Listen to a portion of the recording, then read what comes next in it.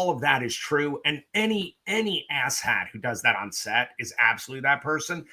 If you have to psychologically harm an actor, you're either really not good at your job directing, or you have completely miscast your movie, which means you're not very good at directing. Yeah. So look, when you hear Ellen Burstyn talk about that moment with the back, right? Ellen Burstyn is one of the finest actors you could ever meet. Okay. Yeah. It's very just sad, evidence, right? Just evidence, Alice doesn't live here anymore, 2 years later. You can see exactly how fucking brilliant she is. A resurrection 5 years later. This woman is, she's one of the greatest artists we've ever had. And look, The Exorcist is still the GOAT. So I adore that movie. And by the way, Mike Flanagan, who I love, please reconsider what you're doing, because everyone dies behind The Exorcist. No one gets out alive. So remake it at your own peril, but I'm telling you, it will be nothing but peril. That's all you're going to walk into. You're walking into a buzzsaw. But I love Friedkin. I'm a giant Friedkin fan. Me too. Yeah. But fuck that guy. Not okay. It's not okay, man. It's not. By the way, I do love that he never abused Linda Blair. Like, there's never talk. He was always super sweet and always super safe with her and all that. But adult actors are they talk about actors as children. And by the way, I don't know whether you guys would know this, but one of the things that I do, even tonight, I'm doing it. I have a theater in the middle of Los Angeles, and I work with actors. I teach actors 3 nights a week, and it is my joy. It is purely my joy. And 90% of my casting comes out of the people that I work with, because I've got a shorthand with them, which is amazing. I mean, it's really that's great. Incredible way to work.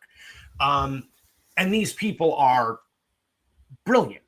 When they talk about actors as children, there is some truth to that, because to be an actor, you have to have all of your emotions right at the very surface, the way children do, right? It's got to be like alive. And it's why you hire a kid under 11 in a movie, they're always going to give the best fucking performance. It's why adult actors hate working with kid actors, because kid actors are just better at it, because there's nothing in the way of them being imaginative and just living in the moment. That's all they know is the moment, right? So when you're dealing with adult actors, you're dealing with people who emotionally have to have that at their fingertips all the time. Well, it's very easy to abuse them then. Like, very easy to abuse them. Yeah, they're an open wound. Yeah, big time. And look, I worked with, not this isn't from the directing standpoint, but this is from an actor. I worked with the devil in a movie.